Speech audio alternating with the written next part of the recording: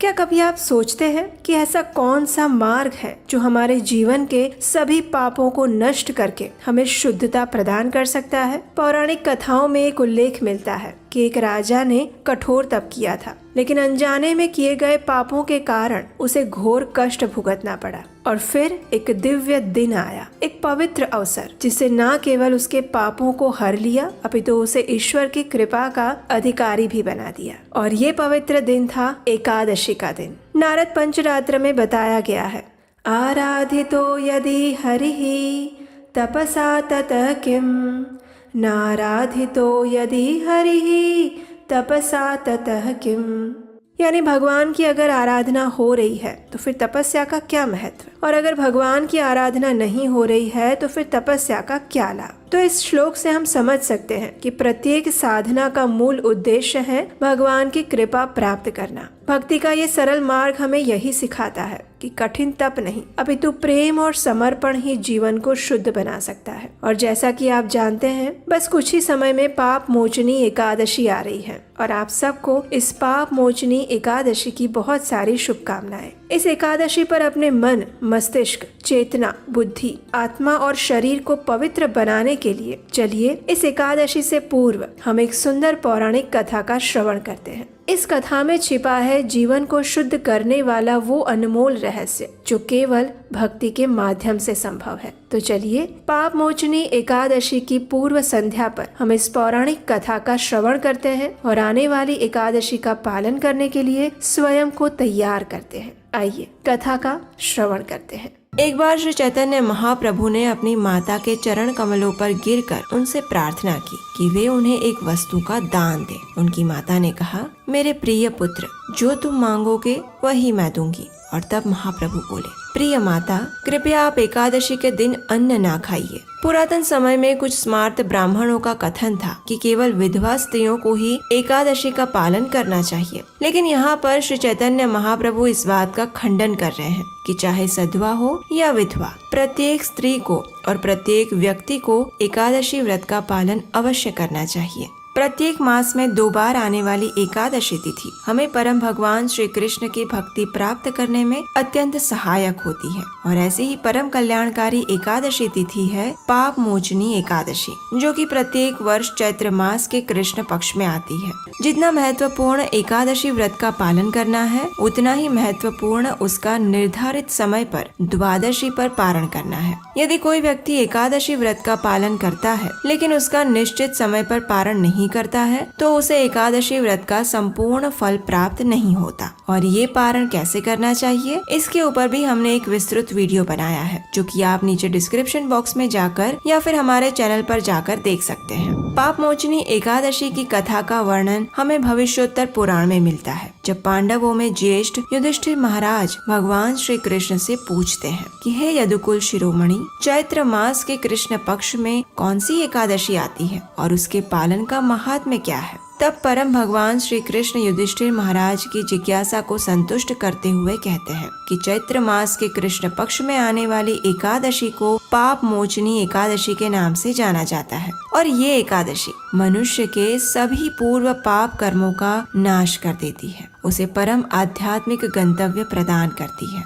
जो व्यक्ति इस एकादशी की कथा का श्रवण या पठन भी करता है, उसे 1000 गायों का दान देने का पुण्य फल प्राप्त होता है। इस एकादशी के पालन से मनुष्य जघन्य पापों जैसे कि भ्रूण हत्या, अवैध स्त्री संग, ब्रह्म हत्या, मद्यपान, गुरु पत्नी संग इत्यादि के कर्म बंधन से भी मुक्त हो जाता है। ब्रह्म वैवर्त पुराण में कहा गया है कि जो व्यक्ति एकादशी के दिन उपवास का पालन करता है, वह सभी पाप कर्मों से मुक्त हो जाता है और अपने पवित्र जीवन में अग्रसर होता है। लेकिन यहाँ मूल सिद्धांत मात्र उपवास करना नहीं है, अपितु गोविंद का भजन, कीर्तन और उनका स्मरण करना है और इसके माध्यम से भगवान के प्रति प्रेम उत्पन्न करना है। श्रीमद् भागवतम के 9वें स्कंद के 4थे अध्याय के 29वें श्लोक के तात्पर्य में श्रील प्रभुपाद लिखते हैं कि एकादशी एकादशी और द्वादशी व्रत के अनुपालन का अर्थ परम पुरुषोत्तम भगवान को प्रसन्न करना है। कृष्ण भावनामृत में उन्नति के इच्छुक व्यक्ति को एकादशी व्रत का नियमित रूप से पालन करना चाहिए। नारद पुराण में वशिष्ठ मुनि स्वयं कहते हैं कि यदि कोई व्यक्ति अनजाने में भी एकादशी व्रत का पालन करता है तो उसके सभी पाप तत्क्षण भस्म हो जाते हैं। तो फिर श्रद्धा और नियम पूर्वक एकादशी व्रत पालन का तो कहना ही क्या। अगर स्वास्थ्य और आयुर्वेदिक दृष्टि से भी देखा जाए तो हमारे शारीरिक स्वास्थ्य के लिए भी महीने में 2 बार उपवास करने से शरीर के आंतरिक अवयवों की गति सुचारू रूप से चलती रहती है और शरीर आंतरिक रूप से शुद्ध हो जाता है। शरीर में से मलिन तत्वों को बाहर निकालकर उसे नव ऊर्जा प्रदान करने में भी ये एकादशी व्रत अत्यंत फलदायी साबित होता है और इसे आज के वर्तमान वैज्ञानिकों ने भी प्रस्थापित किया है। इसके पालन से शारीरिक और आध्यात्मिक लाभ तो होते ही हैं, लेकिन भौतिक जीवन में भी व्यक्ति को सुख, समृद्धि और शांति की प्राप्ति होती है। इस कारण से भी प्रत्येक व्यक्ति को मास में 2 बार आने वाली एकादशी तिथि का पालन अवश्य करना चाहिए। इसका पालन करने हेतु एकादशी के दिन ब्रह्म मुहूर्त में उठकर पाप मोचनी एकादशी का संकल्प लेते समय इस मंत्र का उच्चारण करना चाहिए। एकादश्यां निराहारः स्थित्वा अहं परेहनि भोक्ष्यामि पुंडरीकाक्ष शरणं मे भवाच्युत। इसका अर्थ है एकादशी के दिन मैं भोजन से विरत रहूंगा और अगले दिन ही अन्न ग्रहण करूंगा। हे पुंडरीकाक्ष, हे अच्युत, कृपया मुझे अपनी शरण में लीजिए। इस प्रकार अपने शरीर, मन और इंद्रियों को भगवान को समर्पित करते हुए अपने समस्त पापों का नाश करने की प्रार्थना करते हुए एकादशी व्रत का संकल्प लेना चाहिए और फिर तुलसी देवी की पूजा करनी चाहिए। उनके समक्ष बैठकर हरे कृष्ण महामंत्र यानी हरे कृष्ण कृष्ण कृष्ण हरे हरे, हरे राम राम राम हरे हरे, इस महामंत्र का जप करना चाहिए। इसके लिए आप 108 मनके की माला पर कम से कम 8, 16 या 25 माला का जप कर सकते हैं। एकादशी के दिन संपूर्ण उपवास का पालन करना चाहिए, यानी किसी भी प्रकार का अन्न जैसे कि गेहूं, दाल, चावल, बाजरा या फिर उससे बने हुए पदार्थ नहीं लेने चाहिए। अगर आवश्यकता लगे तो दिन में 1 बार या फिर 2 बार फल, दूध, फलों का रस, एकादशी प्रसाद इत्यादि ले सकते हैं।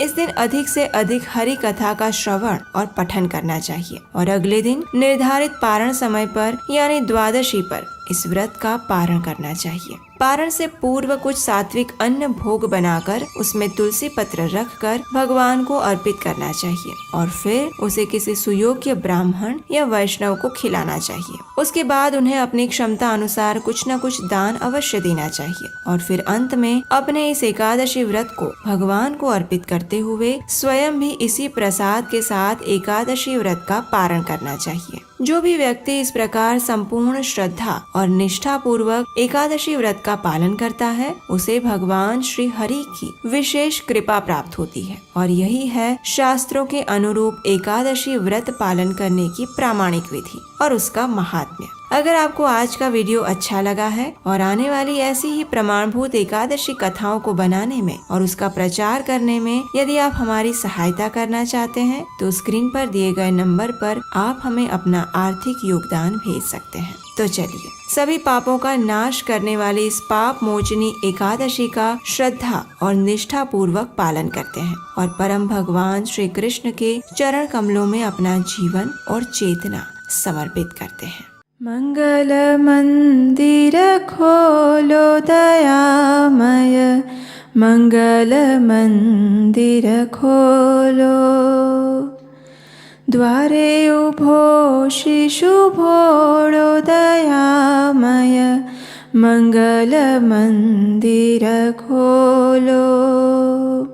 जीवन वन अति वेगे वटाव्यो, द्वारे उभो शिशु भोळो, जीवन वन अति वेगे वटाव्यो, द्वारे उभो शिशु भोळो। तिमिर गयो ने ज्योति प्रकाश्यो, शिशुने उर्माल्यो, મંગલ મંદિર ખોલો દયામય, મંગલ મંદિર ખોલો. નામ મધુર તવ રટ્યો નિરંતર, શિશુ સહ પ્રેમે બોલ્યો. દિવ્ય તૃષાતુર આવ્યો બાળક, પ્રેમ અમીરસ ઢોળો. દિવ્ય તૃષાતુર આવ્યો બાળક, પ્રેમ અમીરસ ઢોળો. મંગલ મંદિર ખોલો દયામય, મંગલ મંદિર ખોલો. હરે કૃષ્ણ.